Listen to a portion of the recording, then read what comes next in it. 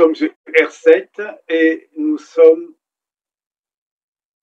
au milieu et parmi les pierres vivantes. Vous savez que nous explorons en profondeur la parole de Dieu et nous voulons connaître la substantifique moelle de la parole de Dieu. C'est-à-dire concrètement, qu'est-ce que je peux faire de la parole de Dieu? Qu'est-ce que la parole de Dieu me donne de faire? Comment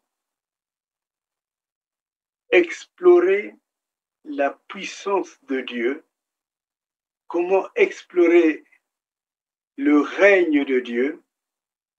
Et comment vivre pour glorifier Dieu? Et parce que parler de Jésus, j'ai envie de dire, c'est vite fait. Mais voir Jésus dans sa vie, faire des œuvres plus grandes que celles que Jésus a faites, parce que lui-même l'a dit, et parce que lui, il est auprès du Père, montrer à quel point la parole de Dieu, que la foi chrétienne n'est pas une philosophie, mais c'est la vie qui vient de Dieu lui-même. Et c'est cela qui est l'enjeu véritable des pierres vivantes. Il te faut expérimenter la puissance de Dieu pour aimer Dieu. Il te faut découvrir ce que Dieu peut vraiment faire pour que tu ne sois pas tenté de comparer Dieu à n'importe quelle philosophie, ni au New Age, ni à toutes ces loges, toutes ces choses qui se font en loge. Parce que la parole de Dieu est vraiment vivante, elle est réelle. Et il n'y a pas une seule situation que tu peux traverser que Dieu ne peut pas résoudre. Parce que de toujours et de tout temps, la parole de Dieu a été attaquée, elle a été même brûlée, mais en fait, elle est toujours là.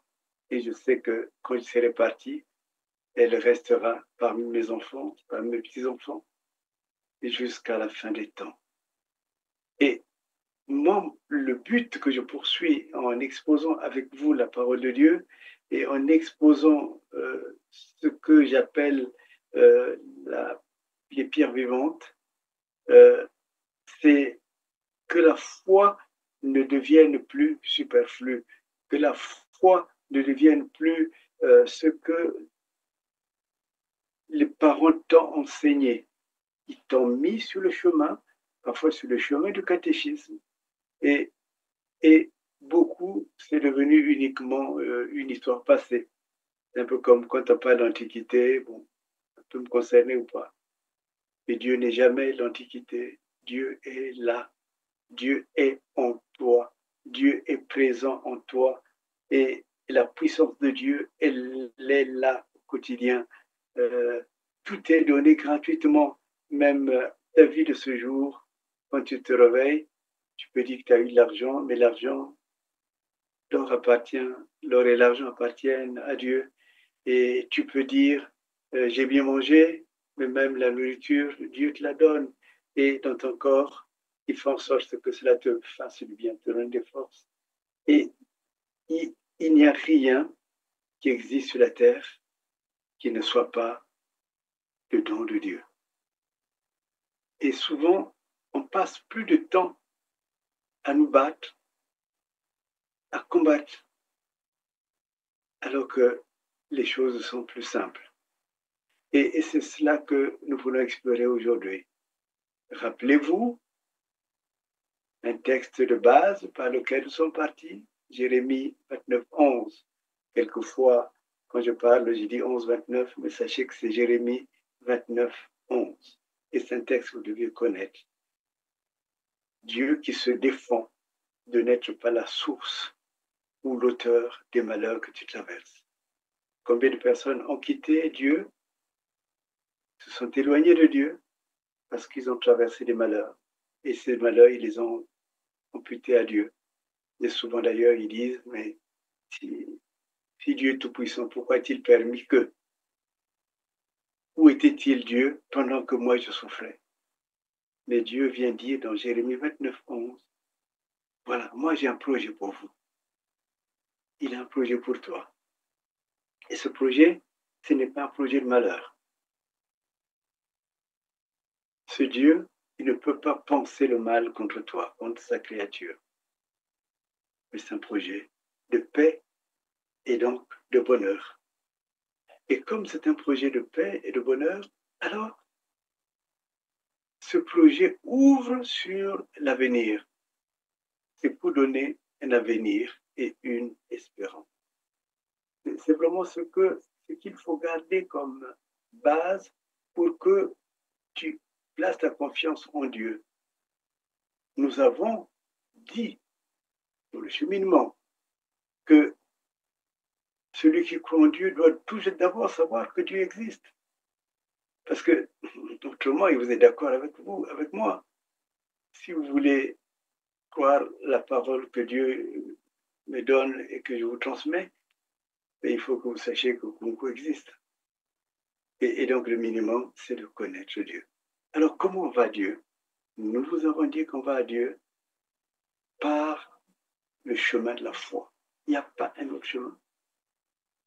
Et Hébreu 11, c'est le texte que je rappelle pour que vous puissiez vous en imprégner. Hébreu 11 dit ce que c'est que la foi. Une ferme assurance des choses qu'on espère, une démonstration des choses alors qu'on ne les a pas encore vues. L'assurance que ce que je demande à Dieu, comme il existe, comme il m'a entendu, il va le donner. Le temps, c'est aussi une œuvre de Dieu. Et donc, il nous faut comprendre tout cela pour qu'on ne vienne pas arracher ton espérance. Et nous avons dit aussi en Genèse 25, verset 2, rappelez-vous, nous avons dit que en fait, Dieu, dans sa grandeur, quand il a mis l'homme sur la terre, il lui a donné un jardin qu'il faut simplement cultiver et qu'il faut protéger.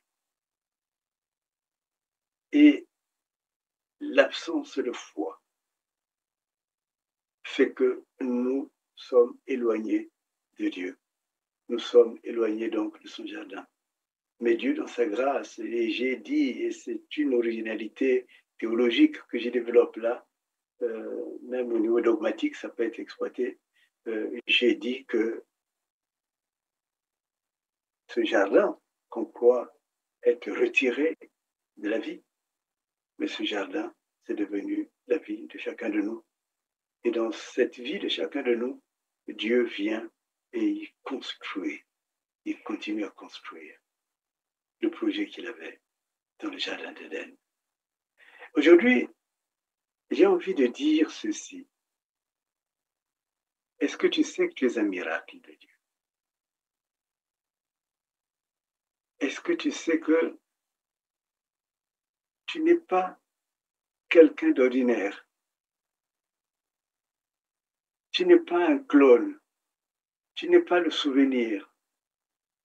Tu n'es même pas seulement le rêve de tes parents. Même si tes parents se sont beaucoup battus, il y en a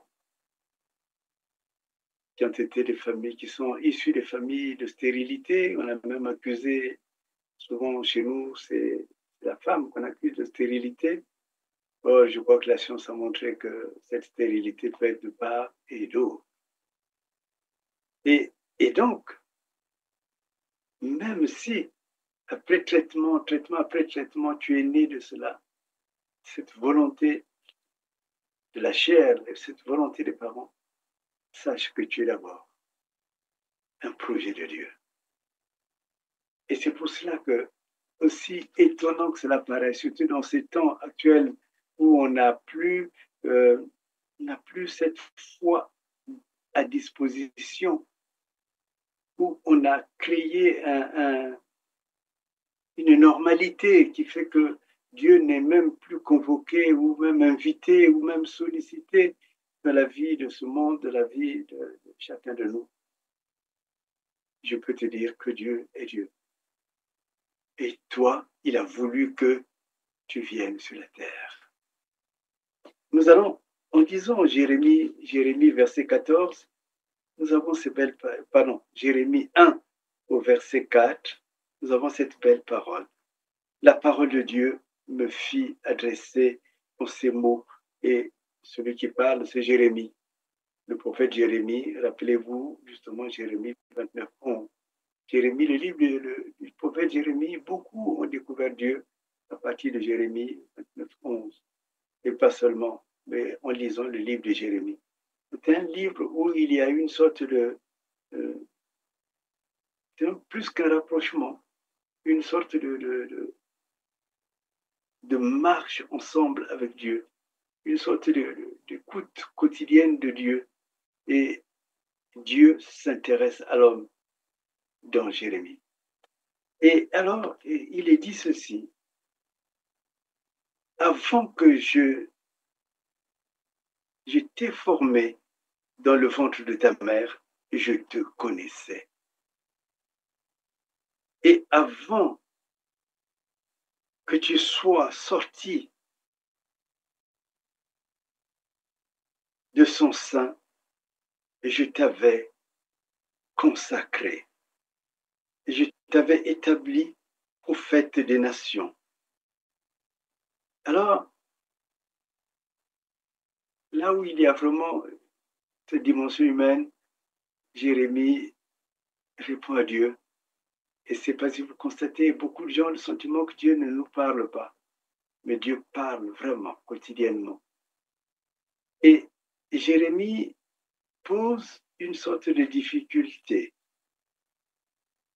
Et il dit, ah Seigneur éternel, mais voici, je ne sais point parler, car je ne suis qu'un enfant, je suis un enfant. Dieu te confie une mission et la réponse humaine, je dis bien humaine, c'est l'impossibilité qu'on se retrouve soi-même ou qu'on se trouve en soi-même. Je ne sais pas parler, je ne suis qu'un enfant. Et l'Éternel dit, ne dis pas je suis un enfant, car tu iras vers tous ceux auprès de qui je t'enverrai. Et tu diras tout ce que je t'ordonnerai. Ne les crains point, car je suis avec toi pour te délivrer. Et l'Éternel, dit l'Éternel. Puis l'Éternel étendit sa main et toucha la bouche. L'Éternel me dit, voici, je mets mes paroles dans ta bouche. Regarde, tu t'établis aujourd'hui sur les nations et sur les royaumes, pour que tu arraches et que tu abattes, pour que tu ruines et que tu détruises, pour que tu bâtisses et que tu plantes. Ce texte de Jérémie 1, verset 4 jusqu'au verset 10, est un texte que je vous recommande en méditation pour donner du sens à votre vie. Combien disent, je ne sais même pas où je vais, je ne sais pas d'où je viens. Combien disent,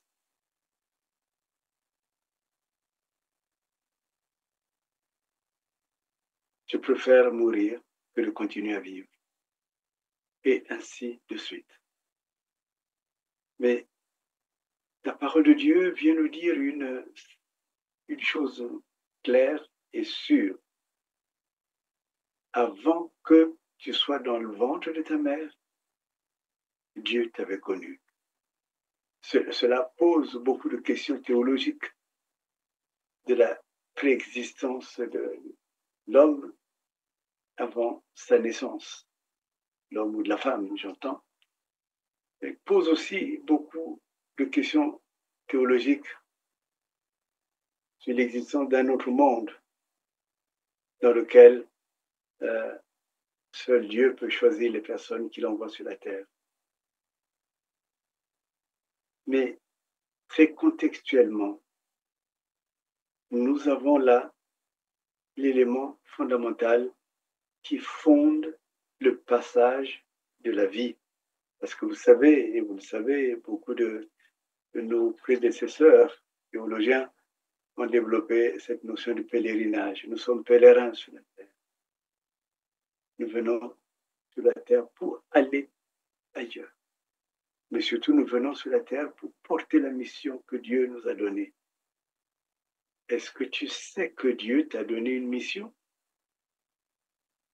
Est-ce que tu as conscience que même là, aujourd'hui,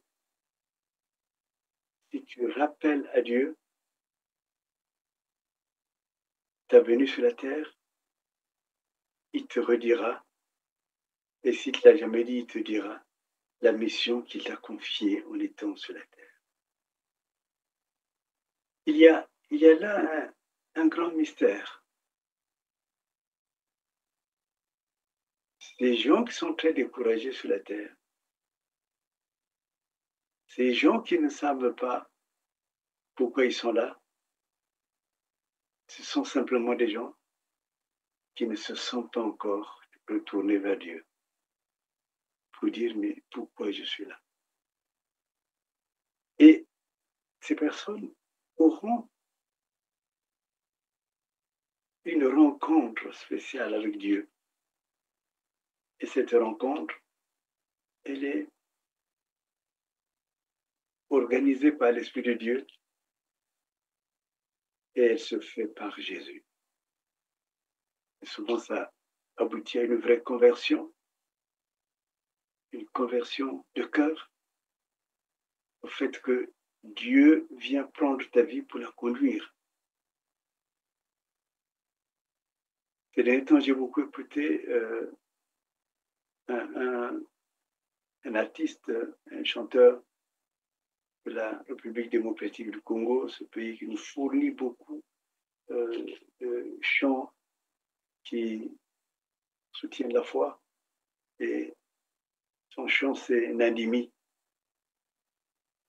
J'accepte que tu conduises, que tu sois devant dans ma vie, que moi je me mette à côté de toi et que toi tu prennes le volant. Et cet homme témoigne qu'il est passé par des moments difficiles jusqu'au moment où il a découvert le sens de sa vie par Dieu. Et là, sa vie a changé. Alors, il a pu dire à Dieu, maintenant, prends le devant. J'accepte que tu prennes le devant. Parce que tout d'un coup, il a vu que sa vie allait dans une sorte de vacuité, une sorte de vide. Il n'y avait rien, aucun élément de base, aucun élément de référence. Le but de la vie, il ne le connaissait pas. Mais tu ne peux pas connaître le but de ta vie si tu ne sais pas que c'est Dieu qui t'a mis dans le ventre de ta mère. Avant que tu sois dans le ventre de ta mère, Dieu dit, je te connaissais.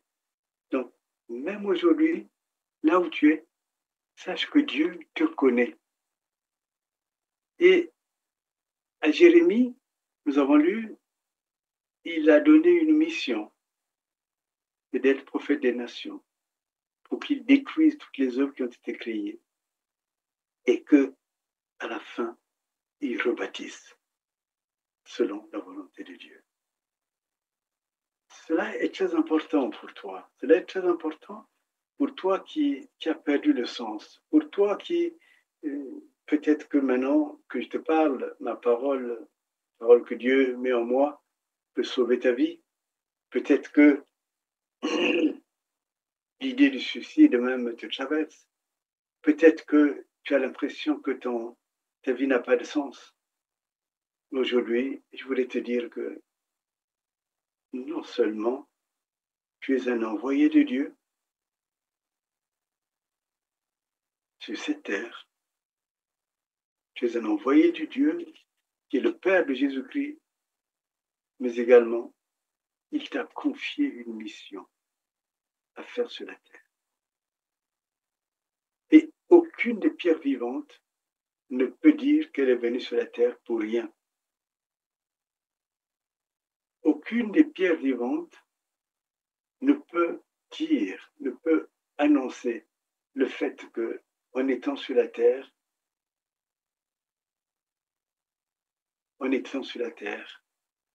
elle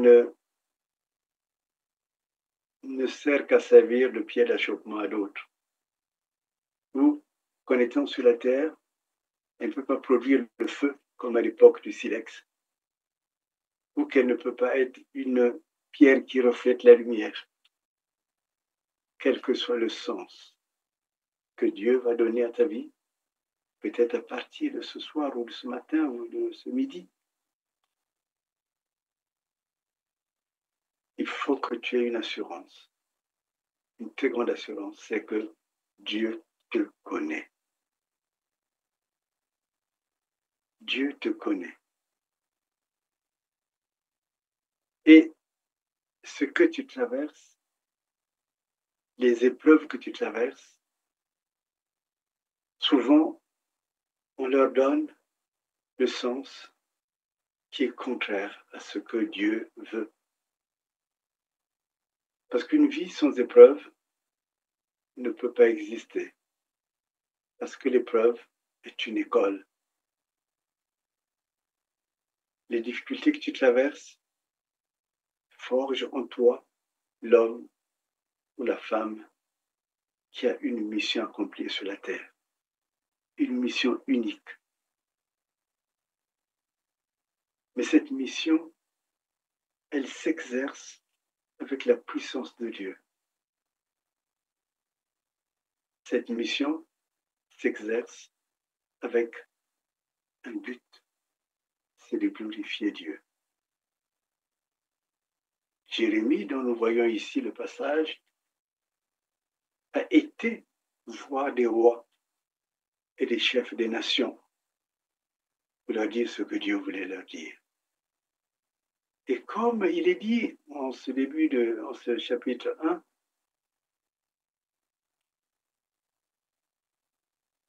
Dieu le délivre et l'a délivré toujours. Et donc, dans la mission que Dieu te donne, Dieu ne te laisse pas tomber dans l'échec.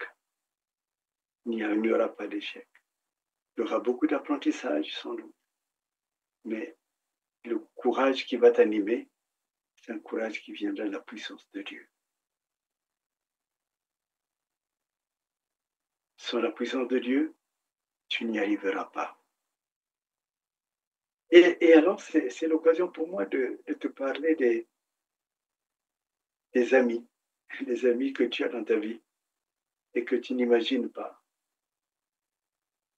Tes amis, on en parle très peu, ce sont les anges. En fait, aussi étonnant que cela paraisse, les anges sont là pour que tu ne tombes pas. Et les anges ne sont pas une invention. Les anges, c'est Dieu qui te les a donnés. Et dans la Bible, on voit bien que les anges sont là pour soutenir le combat que tu mènes. Dans deux situations, on les voit en train d'accueillir Jésus, d'une part, une fois que Jésus a été mis en tentation, une fois qu'il s'est battu contre les arguments du diable, à la fin,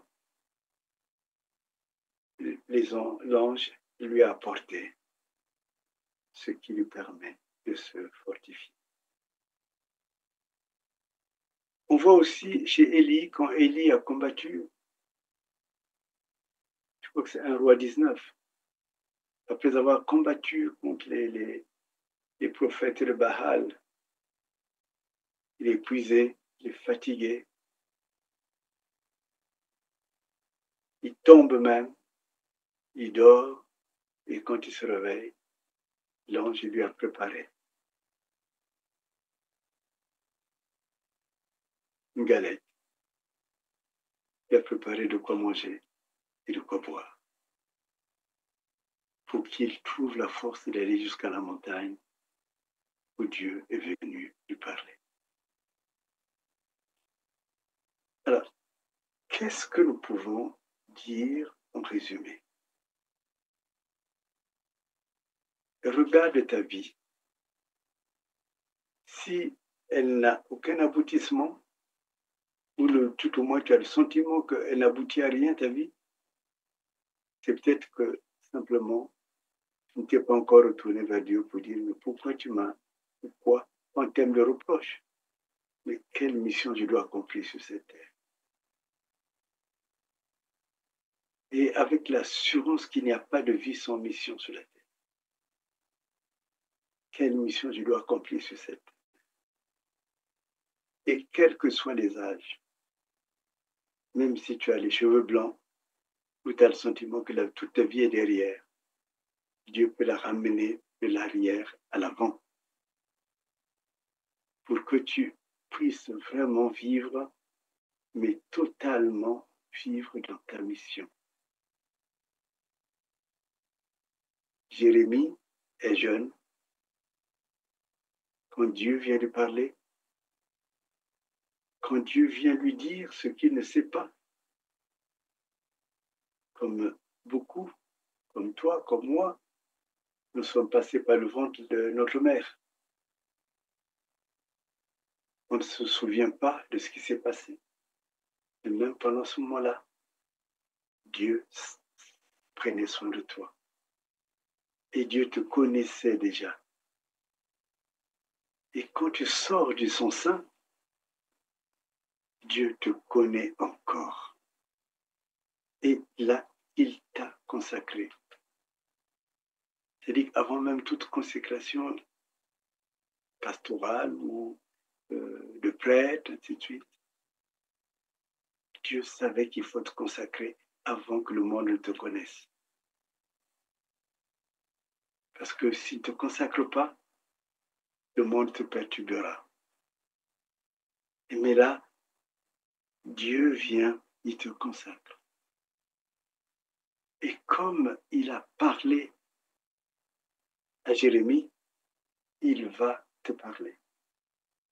Et il te dira pourquoi tu es sur la terre et comment tu feras pour accomplir ce sur quoi tu es sur la terre. Surtout, ne te dis pas, moi, l'âge est avancé.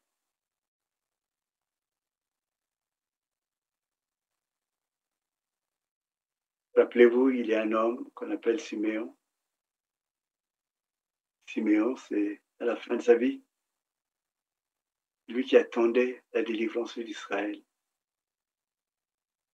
Siméon a été averti que l'enfant qu'il attendait, l'enfant Jésus, était là. Et il allait être présenté au temple. Et cet homme qui était âgé, il a même demandé à Dieu, laisse maintenant ton serviteur aller en paix. Laisse ton serviteur aller en paix. Parce que j'ai vu le salut du peuple, de mon peuple. Donc, lui, sa mission, c'était de voir, c'est d'attendre que le salut qui avait été promis depuis longtemps était en train de se réaliser. C'était sa mission. Et toi, il te faut comprendre que tu n'es pas là, surtout si tu m'écoutes ce soir, ce matin ou cette nuit.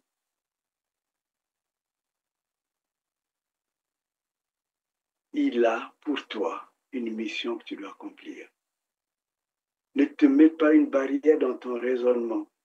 Ne dis pas, je suis déjà vieux, je suis déjà ceci, ou je n'ai pas d'argent, je ne sais pas parler, comme disait Jérémie. Tout cela est le don de Dieu. Vous avez bien vu, il a touché la bouche de Jérémie et Jérémie pouvait bien parler. Il a mis ces paroles dans la bouche de Jérémie pour que quand ça sort, ce soit la parole de Dieu. Et là, à ce point, il y a vraiment un secret tout simple à voir. À toutes les étapes de la vie, l'homme est entre les mains de Dieu. Qu'est-ce que tu fais quand tu es dans le sein de ta mère? Tu vis. C'est ta mère qui te nourrit. C'est Dieu qui nourrit ta mère. Et qu'est-ce que tu fais quand tu sors? Dieu continue à pourvoir. Si tu es chasseur, c'est vrai que tu sors pour chasser, et c'est tes responsabilités, il l'a donné. Il fallait cultiver le jardin. Mais le gibier, c'est lui qui te le donne. Tout ce qui est nécessaire, c'est lui. Tu as un salaire. Le salaire te permet d'acheter des aliments pour toi et pour celles et ceux que Dieu te confie.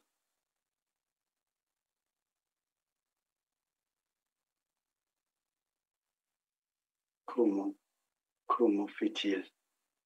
Il renouvelle tes forces. Il renouvelle aussi tes sources de revenus.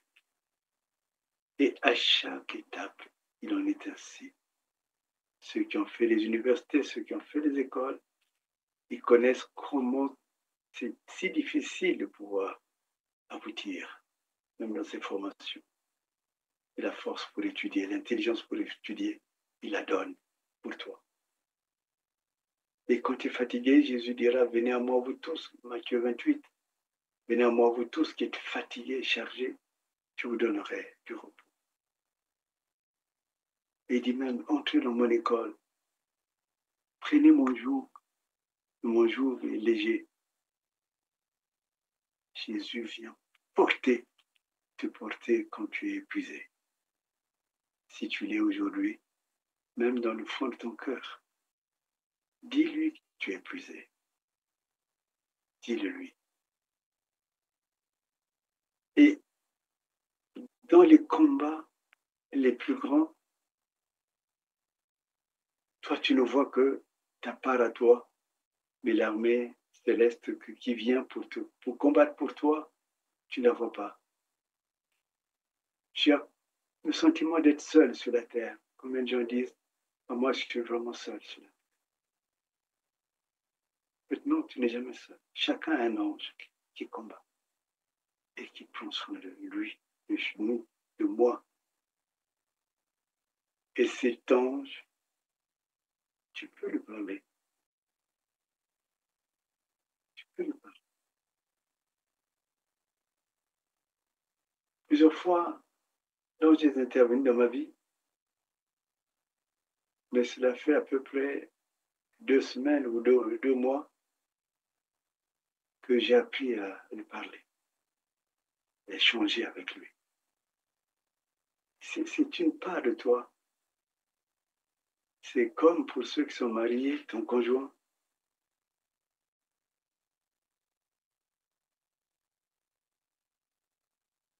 Ou ta conjointe, ton épouse. Il y a des hommes ou des femmes qui appellent leur conjoint mon ange.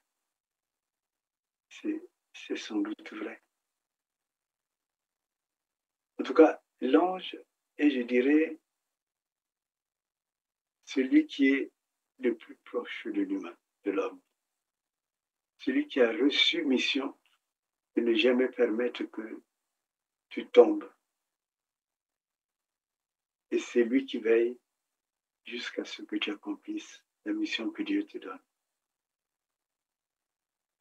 Ce qui fait que quand tu as fini c'est lui qui te sert.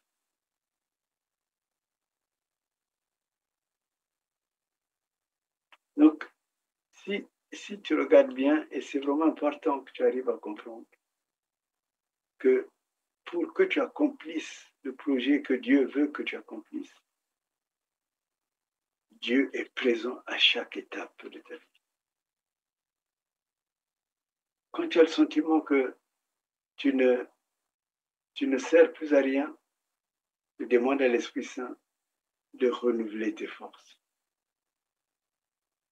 Demande à l'Esprit Saint de te restaurer. Demande à l'Esprit Saint de t'élever. Et j'ai envie de dire même de te mettre sur ses épaules pour qu'on ne voit même pas tes traces. Quel que soit le lieu d'où tu vas m'entendre, d'où tu m'entends, tourne-toi vers Dieu. Tourne-toi vers Dieu et demande-lui que son ange vienne et te soutienne. Dieu a donc un projet de bonheur pour toi, un projet de paix. Et quand tu as la paix, tu sais que Dieu est là.